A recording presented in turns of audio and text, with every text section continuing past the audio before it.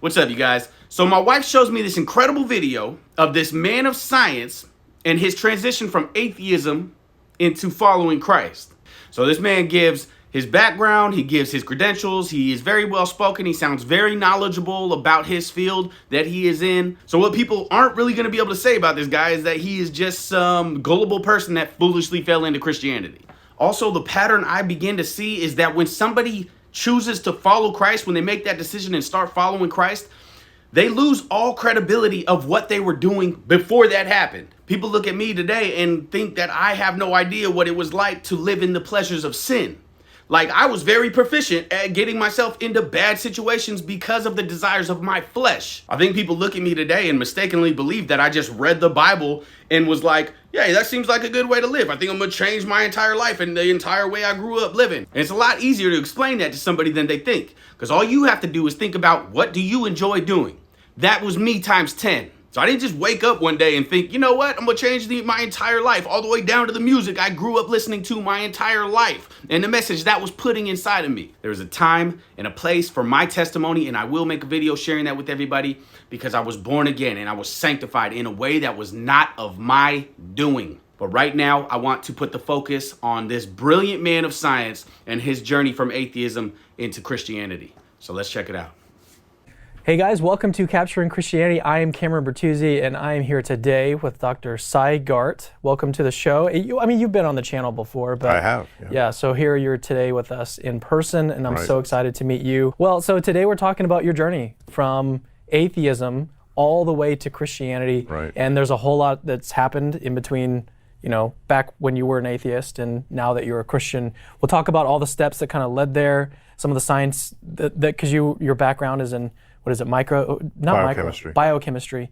And so your background as a scientist, but that's actually what led you to embrace God's existence and then eventually to become a Christian. Right. So let's start at the very beginning. Tell me about your upbringing. I know we've talked about this on the channel before, but let's kind of go through it a little bit more in some more detail. Sure. Well, I won't go into too much because, as you said, we have covered it, and it's in my book, so people can find it. But I grew up in a family 3 generations of atheists. They were not only atheists; they were very left-wing. My parents were members of the American Communist Party in the 1930s, which is rare, and so their atheism was very strong, very militant, and that's what I grew up with. I assumed that there could not be any such thing as God, or it's not possible for there to be a God. Totally materialistic. My father was a chemist, scientist, so that was the worldview I grew up in.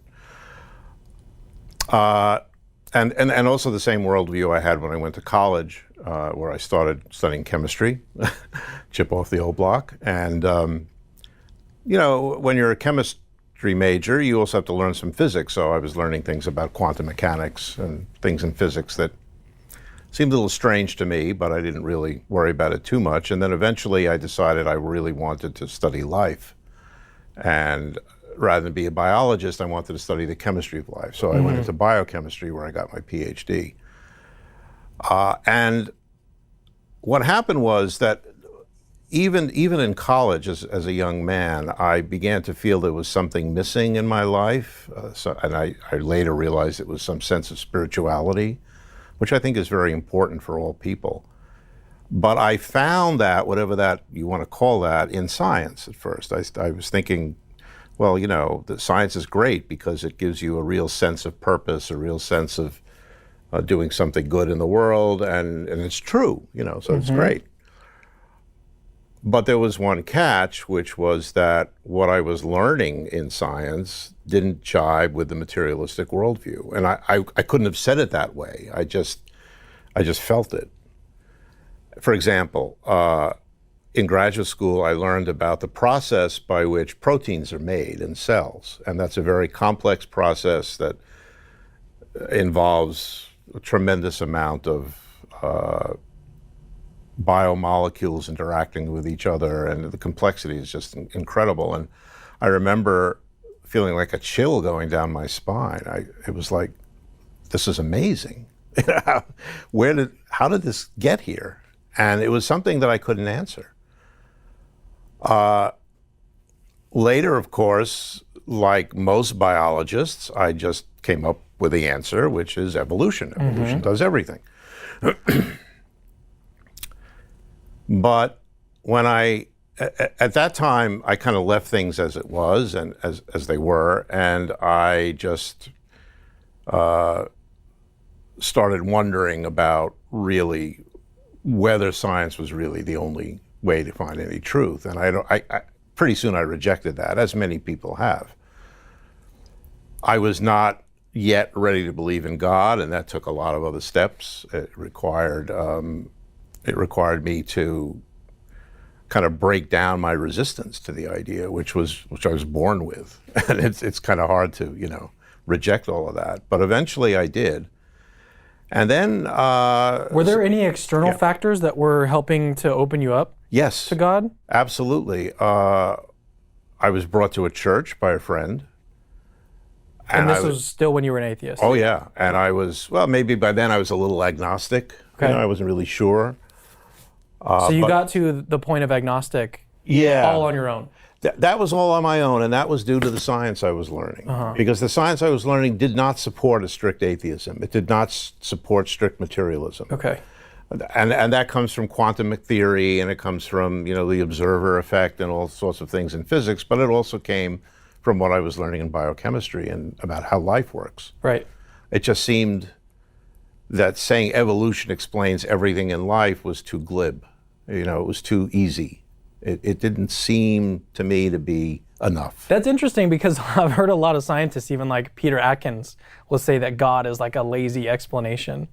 And you're saying that evolution is kind of like a lazy explanation. Well, at that time, I would have said God was a lazy explanation too. I had no idea what the explanation was. I didn't really know what God was. I didn't understand very much about God. But yeah, I think evolution can explain a lot. But there are some key things that it cannot explain, and that includes the origin of life. And that's not my view. Darwin said the same thing. Richard Dawkins has said the same thing. Yeah. The process of evolution that we call Darwinian evolution or biological evolution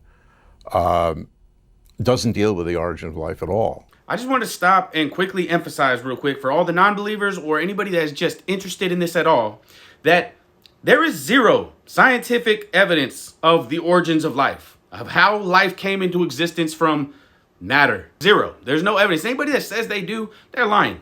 They actually have a really hard time trying to explain how near impossible it is for that to actually happen.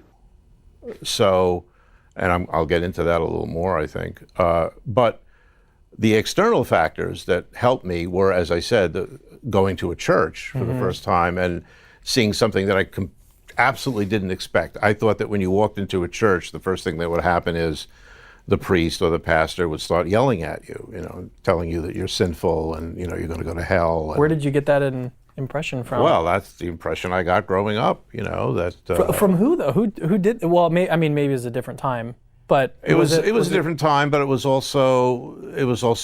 By the way, it's not over yet. I mean, you'll still find atheists talking about, the horrors of Christianity and how people are doing nothing but casting you into hell all the time, and lakes of fire and sin, and I felt very nervous, and it was. And your experience was nothing like that? No, it was a Catholic church run by Franciscans, and the priest gave a sermon about love. Love, period. Not love God, but just love each other, love. And I thought, boy, this is very mild. Why, I think I've been lied to. So at that point, I looked into this a little more. I wasn't a theist yet, but I started looking at the Bible for the first time. The Old Testament left me a little cold. I couldn't really get into it, didn't understand it much. But I read the book of Matthew and I read the book of Acts. And I found those very moving. The book of Acts struck me as actual history. I didn't have any, I was sure that this was not something anyone made up. It just didn't fit. So that got me thinking, and then I learned more and more. And as I talk about in my book, I'm not going to go into detail now, I had several experiences, including some dreams and a waking experience that I had to attribute to the Holy Spirit. And that right there is exactly where you start to lose people. All of the schooling, all of the PhDs, all your smarts, everything that you just said is discredited now because you just gave credit to the Holy Spirit. You are now just some guy who felt something inside and can't distinguish reality, and you are giving credit to a God. But the truth is, we know what reality is. And I've lived with myself for 37 years. I know me. Okay? That's the thing that people aren't understanding. I know myself, and I've tried to be a good person, and it don't work. Something changed me. And at that point, after many years, by the way, I'm compressing 2 decades into this discussion. But at that point, I realized that Christianity is true, and Christ was real, and he lived and died and rose. And I became a Christian. Yeah, I want to focus in on one part of your story, but I also Mm-hmm. want to make a kind of general comment about so sometimes I see atheists say like, okay, now it's just like this one, that is the reason why he became a Christian, and that usually they pinpoint some like bad thing that happened, or this is a bad reason to become a Christian or whatever. Right. But in your case, and I think in a lot of cases, probably the vast majority of cases, that it's a multiplicity of different things Yes, right. that all together, Exactly. built up and built up over many years. You said you're compressing in a story into 5 minutes, something Right. that happened to you over the course of 20 years. Right. And so obviously you're leaving things out, and you can't actually get the sense of like all of these things building up and leading to this huge paradigm shift in your thinking and your worldview. Yeah. But that's just the point that I wanted to make, is that there's a whole lot of things going on Oh, yeah. in your story. Yeah. And they all work together. Like it started out, from atheism to agnosticism, Right. based purely on the science. And then you had these other experiences, and everything kind of played together to lead you to Christ. So that's one point I want to make. And then the second point was to bring us back to focus on one area that really got you considering leaving atheism. Right. And I understand, is it abiogenesis? That's one of the main things. Yeah. Mm-hmm. So tell me more about that. How did that, looking into that, really bring you more toward Christianity, toward theism? Well, it's interesting because abiogenesis is a very active field of research, and people are looking at it very intensely in various ways. I've done a little bit myself. But have you published? yes, I have Okay. one paper published and one that's just about to be approved, both on the same subject, which I'll get to in a second. But as I mentioned, abiogenesis, nobody thinks that it has anything to do with, standard evolution. The general idea among scientists, anyway, and the atheist ideas who are not scientists are not worth discussing. But the general scientific idea is that life began through what's called chemical evolution. And chemical evolution is very different from biological evolution because there's no natural selection. And there's no replication. There's no mutations. Yeah, what chemical evolution is when you take chemicals, you put them together, and they either react or they somehow are able to do things only on the basis of chemistry, without any mutation, without any replication, and without any natural selection. And that's pretty hard to do. Jim Tour, who's in this neighborhood, Yep. has often said quite strongly and correctly that people who say that we've solved so many problems in abiogenesis, we're almost there, are just wrong. He says it a little more strongly than I do. I was listening to something with him the other day. But he's correct. He's so forceful. Yeah, he's forceful, but he's right. And I know why he gets frustrated sometimes, because he is a chemist, a very good chemist, and he knows more than anyone that that's not how chemistry works. Chemistry, doesn't do things for any reason. Life does things because of natural selection, perhaps, or because of, the way life works, and you can get evolution, but you can't get it started. And I started thinking about this years ago, especially related to one of my interests, which is, how the DNA works by coding the existence of proteins which cause life. And, Stephen Meyer has written about this in Signature of the Cell, and he in his recent book, The Return of the God Hypothesis, he talks a little bit about it as well. But I was focusing on one specific aspect, which is critical to the origin of life, to the origin of evolution, and that is the accuracy of self-replication, because nothing in the universe self-replicates accurately other than living cells. No chemical self-replicates, no machine self-replicates, crystals don't self-replicate, even DNA doesn't self-replicate. But a living cell can make copies of itself that are 99.9999% accurate. That's astonishing. How does that happen? It involves a tremendous number of really complex things, including the genetic code, including ribosomes and DNA replication and protein synthesis, things that are just too complicated to describe without slides.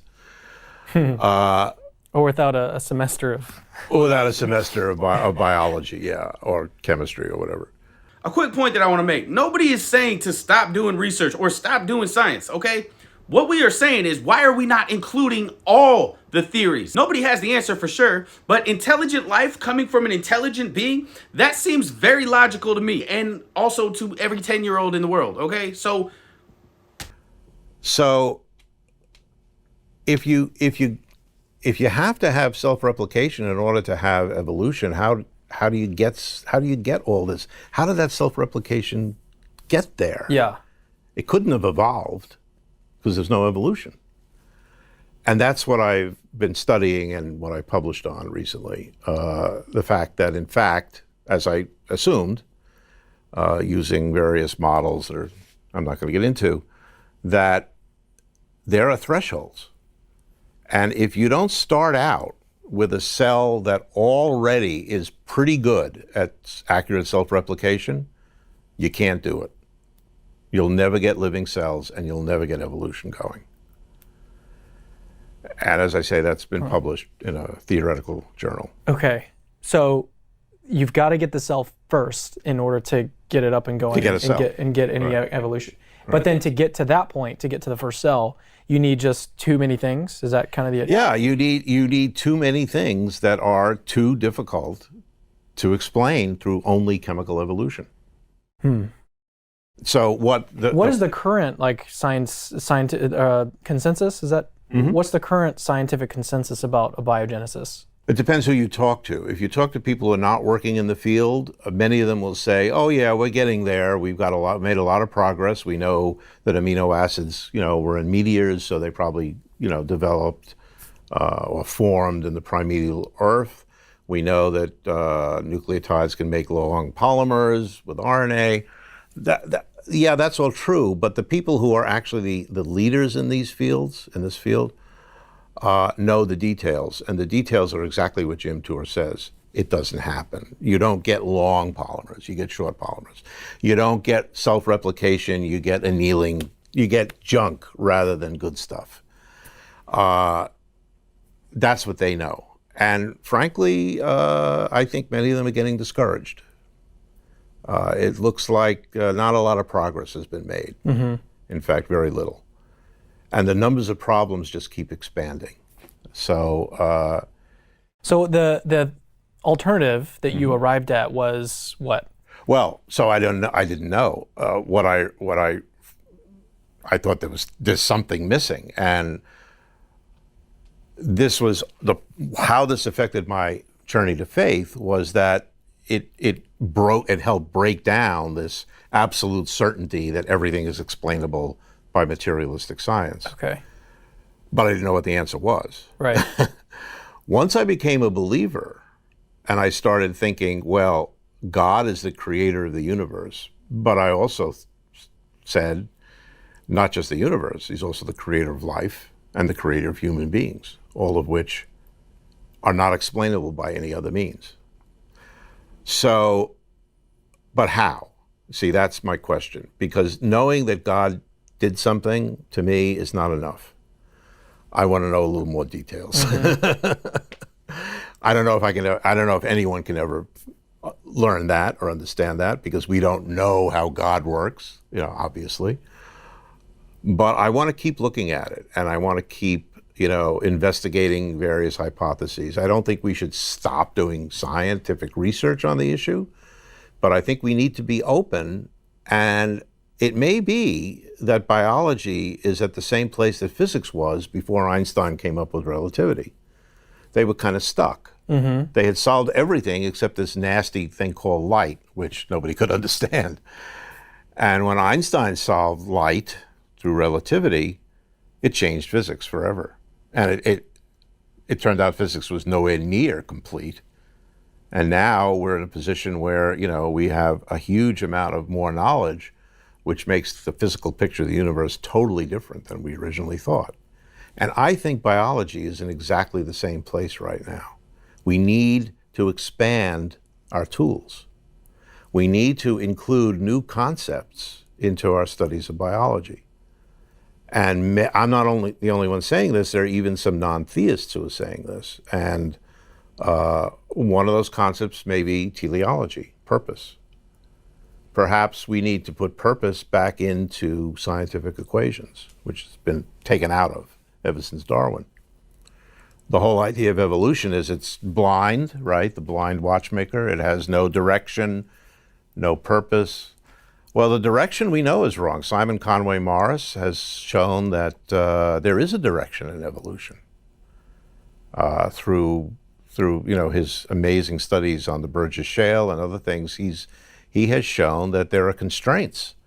Evolution doesn't do just anything. It does only certain things, and it does it over and over and over again. So there's a direction. There are laws that seem to govern what actually can happen. It's not all random chance. We need to find out what those laws are, and we need to find out what they're about. And here's where I think philosophy becomes very important. Because scientists are not good at figuring out what is the basis of science. Once they make a discovery and they find a law, fine, they can then write an equation and have it as a law.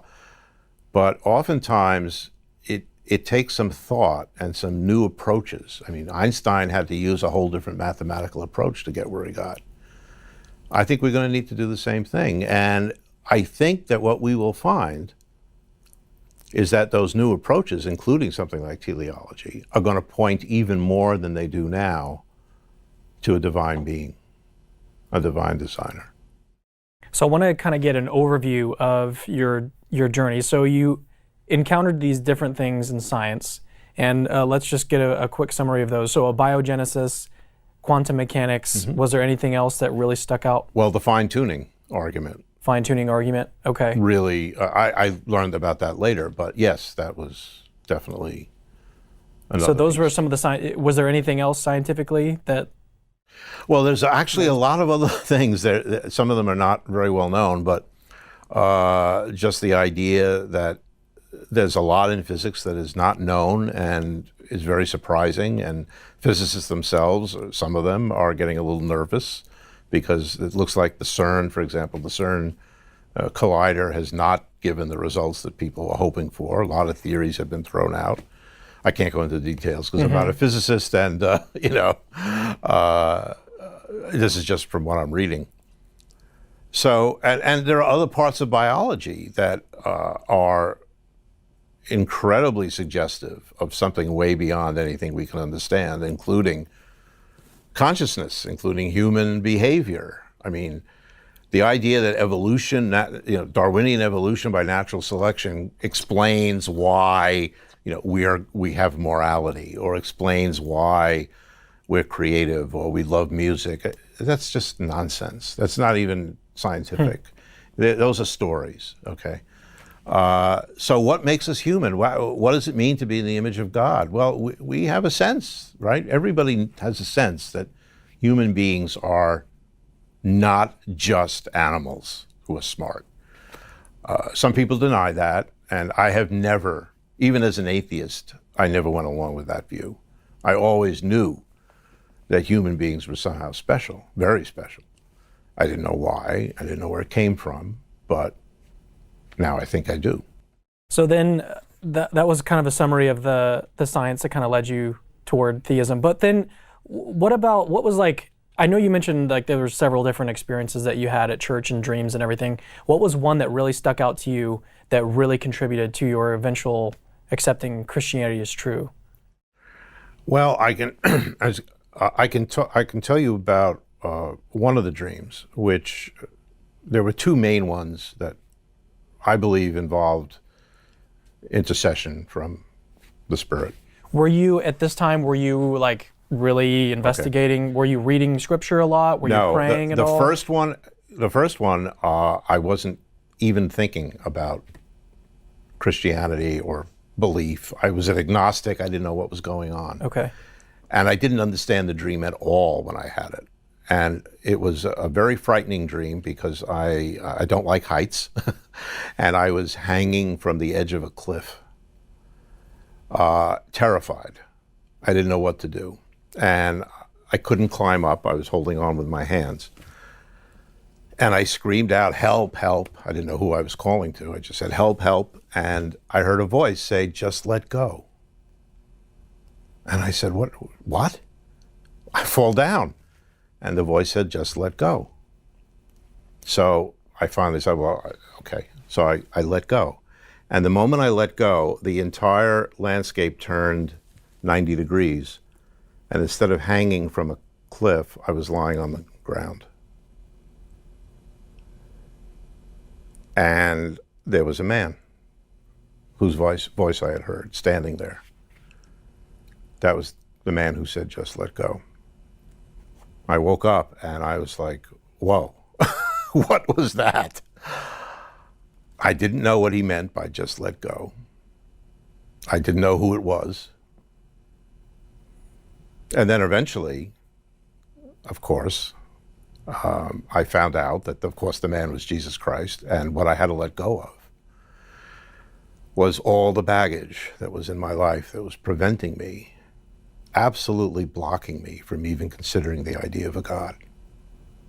And eventually I did let go of all of that. Wow, that's crazy. Was there another one? You mentioned...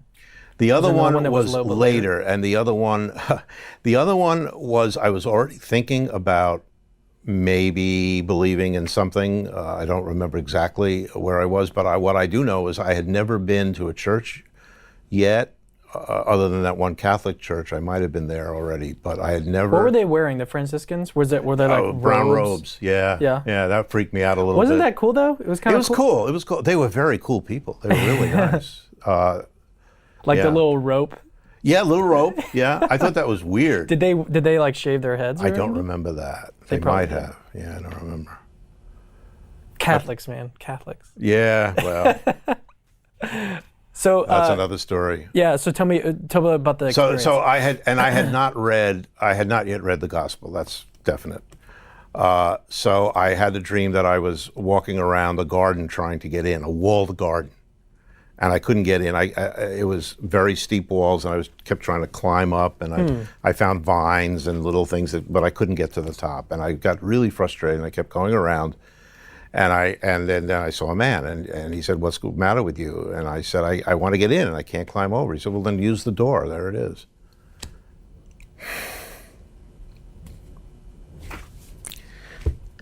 So I walked in, opened the door, and walked in, and there was the garden. And later, when I was in church, I think the first time I went to the church I'm now a member of, there was a picture of Jesus knocking on the door. But I had never heard that knock on the door, and if you knock, it will be open for you. That was, I had yet to read that, but I dreamed it. So that had a big effect on me, as you can see. Yeah, I'm like about to start tearing up myself. Yeah, I mean, I don't think there's a whole lot more for us to cover in this short interview, but is there anything that you'd like to leave with the audience before we close it out? Yeah, I think I have one main message. I think I was called, as so many of us are called, to give one message to people who are questioning their faith, especially if they're questioning it because of science. And that's the reason I wrote my book. It's the reason I'm writing, excuse me, articles. Science and Christian faith are absolutely not in conflict. I understand that people growing up in faith occasionally will lose it for various reasons, but one of those reasons should never be science, okay? Because science is not anti-Christian. Science is not atheistic. Christianity was instrumental in the foundation of science, in the beginning of science. All the original scientists were Christians, and that remains. There's still many, many scientists who are Christians despite the current atmosphere, which is somewhat hostile to Christianity. But my prediction is, what I see now happening is that atheists are beginning to deny the reality of science. You find atheists saying, no, the universe didn't have a beginning, it's been there forever. No. They say the DNA is not a code, there's no genetic code, it's not a real code. Wrong. And the reason, these are not scientists necessarily, but they're atheists who think they are seeing this from various people. And the reason they're attacking scientific facts, because they are, is because the scientific facts are pointing more and more to what they don't want to accept, which is that this world has a creator. And everything we see is part of the creation, including ourselves. Whenever somebody chooses to follow Christ and they pray to God for this truth to be revealed to them and they are born again and this happens for them, it is their own personal miracle, and God uses them in such a specific way. And the frustrating part is when you try to express that miracle to somebody else. But I hope that it happens for all of you, and I thank you for helping spread the message. Love you guys.